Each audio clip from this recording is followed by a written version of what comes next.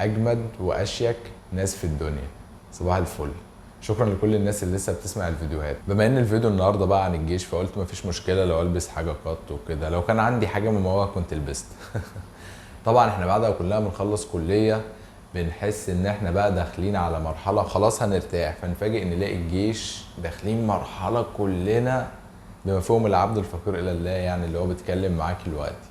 الجيش يا جدعان يعني من امتع المراحل اللي هتعلمك حاجات. هو مش من امتع بالظبط يعني عشان بس ما تبانش مبالغه، بس هو من اكتر المراحل اللي هتاثر في شخصيتك وهتبين شخصيتك الحقيقيه، وبجد هتعرفك قد ايه انت انسان قوي. ايوه انت وقد اي حاجه وتقدر تعدي اي حاجه.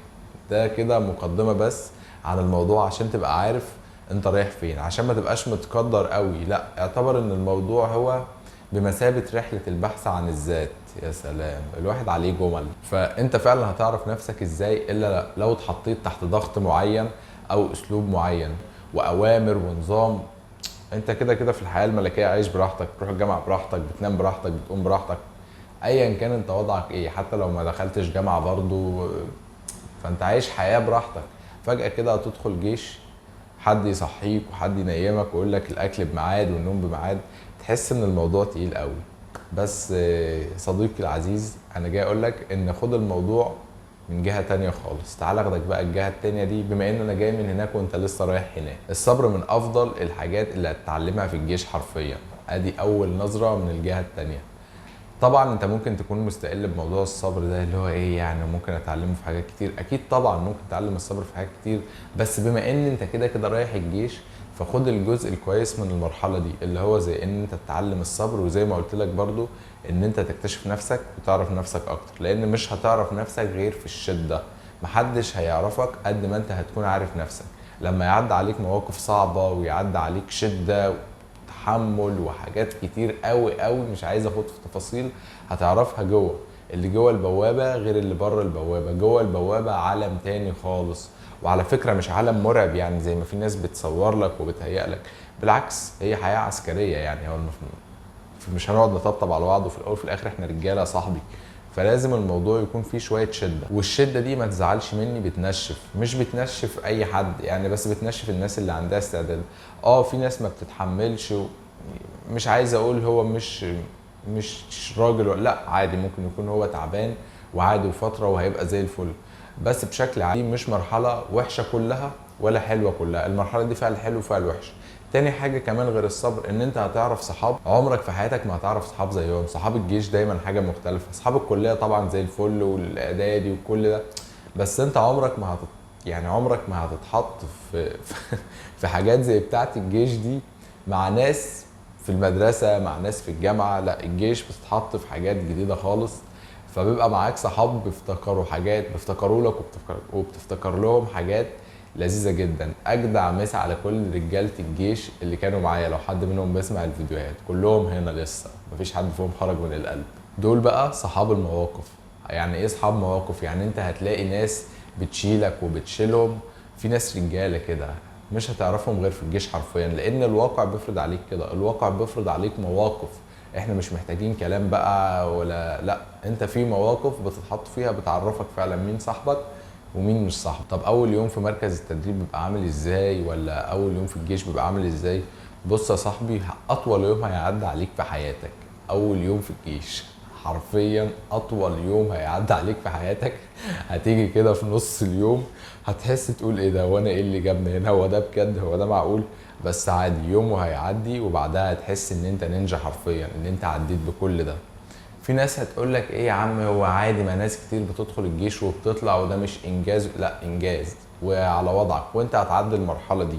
اي شده او اي موقف قوي انت بتعدي بيه وبتتقوى بيه، فده يدل ان انت راجل على وضعك جدا. الخلاصه، ما تخافش خالص، انت رايح مرحله حلوه مش وحشه، هتعرف فيها ناس كويسه وناس مش كويسه. ما اعتقدش في حياتك هتقابل عدد كامل من كل الناس دول الا في الجيش. الجيش هي الفتره الوحيده اللي هتقابل فيها كميه كل الناس دي. من اول بقى مركز التدريب كده ناس كتير كتير بتتمرن، وكلكم حالقين زي بعض، وكلكم بتاكلوا زي بعض. مش هتلاقي في حياتك تجمع سكاني مش عارف تجمع سكاني دي تنفع تتقال ولا لا، تجمع بشري ممكن. مش هتلاقي في حياتك تجمع من الناس بالحجم ده كله وكلكم ماشيين على سيستم واحد الا في الجيش. وده هيخليك تتعامل مع ناس اكتر، تتعامل مع الناس بد خبره، وهيخليك كده تفلتر الناس زي ما بيقولوا. خلاص هتبص اللي قدامك ده هتقراه من غير كلام، هتتعلم وهتبقى زي الفل، لان انت جامد جدا ودايما قد اي حاجه. اول يوم في الجيش هتروح هتخلص ورق ومش عارف ايه، واول بقى ما تخش مركز تدريب على حسب كل مكان، بس اعتقد ممكن يدولك كده ورق مثلا تقول اهلك عيلتك حاجات شبه كده. بعد كده ببتدي بقى بتقلع كل الملكي، خلاص ما عادش حاجه ملكي، تبتدي تلبس ميري، لبس النوم، لبس الطوابير، كل حاجه بقت حياتك ميري في ميري. الاكل بنظام، اليوم كله بنظام. ففعلا انت بتتحول من حياه عشوائيه لحياه عسكريه، بيبقى كل حاجه بنظام وسيستم، كل حاجه بالدقيقه وكل حاجه بالساعه.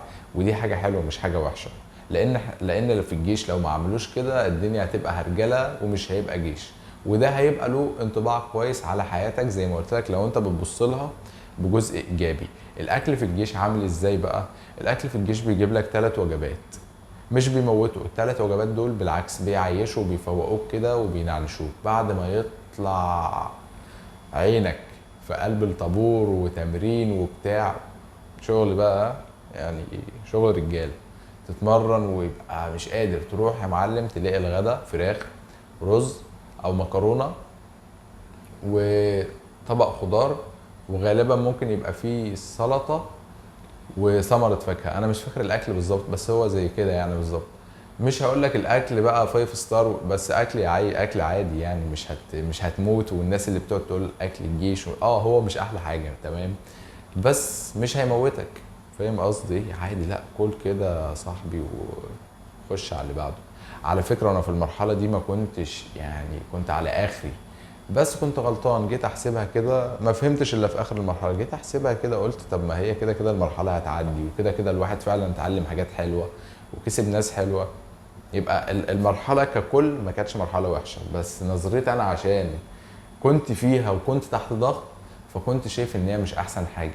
وكده كده الحياه يعني بكل بساطه لا فرح دايم ولا حزن دايم. فاتبسط الفتره بتاعه الجيش وخدها كده من اول يوم بالحب، ما تاخدش اي حاجه على اعصابك في الجيش.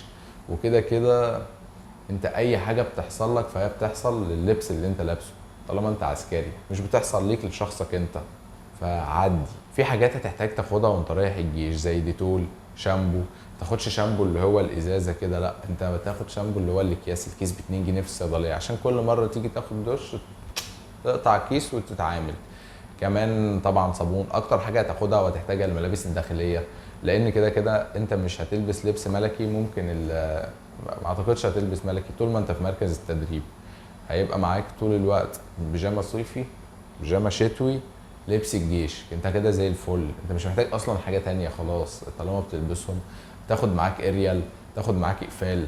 على فكره يعني انا مش متذكر كل الحاجات بالظبط، او مش هقول لك كل الحاجات لان انا ما كتبتش، انا طالع اكلمك من خلال التجربه اللي انا عشتها. وكل واحد بيكون له تجربه مختلفه في الجيش، يعني انت مش هتعيش زي حد. ممكن واحد يخش يتبهدل جدا، واحد يخش يقول لك ايه يا عم ده. بس في الحالتين الجيش حلو مش وحش. طب هل الجيش بقى بيطلع راجل ولا لا؟ بص اجابه السؤال ده يعني هو لا، الجيش مش بيطلع راجل، بس برضو الجيش بيأهل ان انت تبقى راجل. طبعا انت كده كده راجل يا صاحبي، انا عارف، انا بتكلم على حد كده معين. الجيش بيأهلك تكون راجل، لكن اللي طالع من بيته راجل هيفضل طول عمره راجل وسداد في اي حاجه. اللي طالع من بيته ممكن الجيش يشده ويأهله، دي حقيقه. وهو بقى بعد الجيش هو اللي بيختار يكمل، يا يبقى راجل وقد اي حاجه يا يكمل بحياته. يعني المرحله دي لو عندك وقت ان انت تقدر تستثمره في اي حاجه، ان انت تتعلم اي حاجه اعمل كده. ما عندكش لا، ما تتعبش نفسك، ما تضغطش نفسك. كده كده المرحله دي في حد ذاتها تعليم. زي ما قلت لك الصبر، الصحاب، الشده هتعلمك. هتعامل مع فئات كتير قوي مختلفه، ناس بقى كليات ناس مش كليات، كلنا زي بعض. مش بقول لك يعني حاجه، بس الفكره اختلاف بس.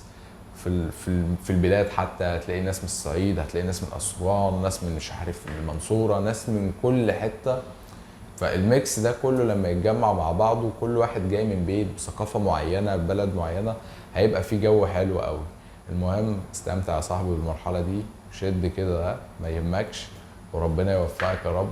وزي ما قلت لك ما تخافش، مرحله حلوه برغم ان حتى لو هتقابل فيها حاجات صعبه، بس لما تعدي الحاجات الصعبه دي هتبص لنفسك كده بنظره رضا وتقول ايه ده، انا عديت كل ده ازاي؟ تلاقي نفسك فخور بنفسك في الاخر. الجيش مش وحش، الجيش فعلا للرجاله زي ما بيقولوا. وبس يا صاحبي، اشوفك الفيديو الجاي. سلام عليكم.